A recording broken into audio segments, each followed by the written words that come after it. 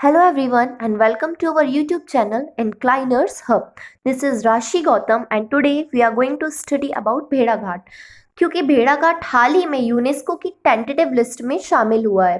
Tentative list मतलब UNESCO एक organisation है जो हर साल कुछ ऐसे स्थल जो विरासत स्थल के रूप में जिन्हें पहचान दिलाना ज़रूरी है उनकी एक लिस्ट तैयार करता है और इसी में भेड़ाघाट को हाल ही में टेंटेटिव लिस्ट में शामिल किया गया है। मतलब अभी यह पूर्णतः विरासत स्थल नहीं बना है बट संभावना है कि जो भेड़ाघाट है वो जल्दी यूनेस्को की विश्व विरासत सूची में शामिल हो सकता है। तो आइए जानते हैं भेड़ाघाट के बारे में। भेड़ाघाट नर्मदा नदी के दोनों तटों पर संगमरमर की 100 फुट तक ऊंची चट्टानें भेड़ाघाट की खासियत है। मतलब इससे हमें पता चल रहा है कि जो भेड़ाघाट है वो नर्मदा नदी के किनारे लोकेटेड है और यहाँ पर जो है वो संगमरमर की कई 100 फुट ऊंची चट्टानें यहाँ पर हमें मिलती हैं और इसलिए संगमरमर उद्योग के लिए भी भेड़ाघाट जाना जाता है। उसके बाद हम देखते हैं मध्य प्रदेश अब ऐसा राज्य बन गया है जहां दो स्थलों को यूनेस्को विश्व धरोहरों की प्राकृतिक श्रेणी की संभावित सूची में शामिल किया गया है। तो जो मैंने जैसा कि मैंने अभी बताया कि जो सतपुड़ा है उसे भी टेंटेटिव लिस्ट में शामिल किया गया है यूनेस्को की और साथ ही जो भेड़ाघाट है उसे भी यूनेस्को की टेंटेटिव लिस्ट में शामिल किया गया है। तो भेड़ाघाट के बारे में यह है कि भेड़ाघाट मध्य प्रदेश राज्य के जबलपुर जिले में स्थित है, ये ध्यान रखिएगा, और यह नर्मदा नदी के किनारे बसा हुआ है। नदी पूछ सकते हैं कि भेड़ाघाट जो स्थल है जो हाल ही में वर्ल्ड हेरिटेज साइट की टेंटेटिव लिस्ट में शामिल हुआ है वो किस नदी के किनारे स्थित है, तो उसका आंसर हो जाएगा नर्मदा नदी के किनारे बसा हुआ है। यह एक पर्यटक स्थल है, यहाँ पर धुआंधार जलप्रपात है। जी हाँ, धुआंधार जो वाटरफॉल है वो भेड़ाघाट में लोकेटेड है और नर्मदा नदी पर स्थित है। और नर्मदा नदी के साथ संगमरमर की चट्टानें और 64 योगिनी का जो मंदिर है वो यहाँ पर प्रमुख आकर्षण का केंद्र है। जी हाँ, भेड़ाघाट के से कुछ ही दूरी पर स्थित 64 योगिनी मंदिर है, जिसे ऐसा कहा जाता है कि औरंगजेब जब अपनी विजय यात्रा के दौरान वापस लौट रहे थे तो उन्होंने 64 योगिनी मंदिर को खंडित कर दिया था। तो वही 64 योगिनी मंदिर लोकेटेड है भेड़ाघाट के किनारे। तो ये भी इंपॉर्टेंट फैक्ट है, इसे ध्यान रखिएगा। उसके बाद प्रतिवर्ष जो भेड़ाघाट में मेले आयोजित होते हैं वो भी हम पढ़ते हैं क्योंकि एमपीपीएससी में कई बार मेलों से क्वेश्चंस भी पूछे जा चुके हैं। तो भेड़ाघाट में हर वर्ष मकर संक्रांति पर 3 दिन का मेला लगता है, ये ध्यान रखिएगा। 3 दिन का मेला लगता है और किस फेस्टिवल पर, तो मकर संक्रांति पर लगता है। और उसके बाद नर्मदा महोत्सव मनाने की शुरुआत भी भेड़ाघाट में की जा चुकी है। जी हाँ, जो नर्मदा महोत्सव है ये बहुत प्राचीन काल से तो हम नहीं कह सकते बट रिसेंटली कुछ ही साल हुए हैं और नर्मदा महोत्सव मनाने की शुरुआत की जा चुकी है। और शरद पूर्णिमा में भी यहाँ पर विभिन्न प्रकार के कार्यक्रम आयोजित किए जाते हैं। तो भेड़ाघाट के बारे में ये 2 चीजें आप जरूर ध्यान रखिएगा।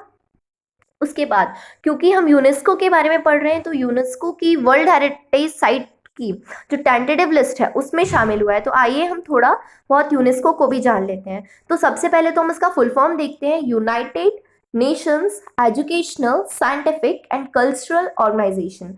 यही है यूनेस्को का full form, U for United, N for Nations, E for Educational, S for Scientific and C for Cultural, O for Organization. तो हमें नाम से ही पता चल रहा है कि जो यूनेस्को है वो ऐसी चीज़ों में अपनी सूची जारी करता है जो किसी एजुकेशनल फील्ड से रिलेटेड हो, कोई साइंटिफिक रिसर्च से रिलेटेड हो, कोई कल्चरल या विश्व की जो विरासत स्थल है उससे रिलेटेड चीज़ें हो, उन चीज़ों पर जो यूनेस्को है वो अपनी सूची जारी करता है। उसके अलावा जो यूनेस्को का हेडक्वार्टर है वो है पेरिस, जो कि फ्रांस में है। तो इसका हेडक्वार्टर याद रखिएगा, पेरिस फ्रांस यूनेस्को का हेडक्वार्टर है। उसके बाद जो यूनेस्को का फाउंडेशन हुआ था वो हुआ था 16 नवंबर, 16 नवंबर को यूनेस्को का फाउंडेशन हुआ था इन 1945। ईयर जरूर ध्यान रखिएगा, कई बार एग्जाम में यूनेस्को की फुल फॉर्म, हेडक्वार्टर और जो उसका फाउंडेशन ईयर है उससे क्वेश्चंस पूछे जा चुके हैं। तो उसका फाउंडेशन हुआ था 16 नवंबर 1945 और ये लंदन यूनाइटेड किंगडम में हुआ था। ध्यान रखिएगा, फाउंडेशन अलग सिटी या अलग कंट्री में हुआ था जबकि इसका हेडक्वार्टर अलग है, जिसका हेडक्वार्टर है वो है पेरिस, जबकि जो फाउंडेशन है वो लंदन में हुआ था। उसके बाद हम देखते हैं जो यूनेस्को के प्रेजेंट हेड हैं या जो प्रेजेंट डायरेक्टर जनरल है वो है ऑड्रे ऑजोले। आप इमेज भी देख पा रहे होंगे, ये ऑड्रे ऑजोले जो हैं वो यूनेस्को के प्रेजेंट हेड हैं। उसके बाद हम देखते हैं कुछ इंपॉर्टेंट फैक्ट्स। तो जो हमारा भारत है उसमें यूनेस्को के कुल 38 विश्व विरासत धरोहर स्थल जो मौजूद हैं, 38 जो वर्ल्ड हेरिटेज साइट है वो मौजूद है हमारे भारत में। भारत में पहला विश्व विरासत स्थल आगरा का किला, मतलब ध्यान रखिएगा दिल्ली में तो रेड फोर्ट है ही, साथ में जो आगरा में किला है उसे भी लाल किला कहते हैं। तो जो आगरा का लाल किला है ये भारत में पहला विश्व विरासत स्थल था और इसे 1983 में भारत के विश्व विरासत धरोहर स्थल के रूप में चिन्हित किया गया था। उसके बाद नेक्स्ट है, ताजमहल को भारत की राष्ट्रीय धरोहर माना जाता है। तो ये क्वेश्चन आ सकता है कि भारत की राष्ट्रीय धरोहर किसे माना जाता है, तो आंसर हो जाएगा ताजमहल। उसके बाद विश्व विरासत दिवस 18 अप्रैल को मनाया जाता है। ये भी इंपॉर्टेंट फैक्ट है कि विश्व विरासत दिवस कब मनाया जाता है, तो आंसर हो जाएगा 18 अप्रैल। और मध्य प्रदेश में अभी तक कुल 3 विश्व विरासत या विश्व धरोहर स्थल मौजूद है। याद रखिएगा टेंटेटिव लिस्ट इज डिफरेंट और जो विश्व विरासत धरोहर स्थल है वो अलग होते हैं। तो मध्य प्रदेश में सिर्फ 3 है, जिसमें से पहला है खजुराहो। तो खजुराहो को जो इस सूची में शामिल किया गया था वो किया गया था 1986 में। जी हाँ, 1986 में खजुराहो को यूनेस्को ने अपनी लिस्ट में शामिल किया था। जो दूसरा है वो है सांची, और सांची को शामिल किया गया था 1989 में।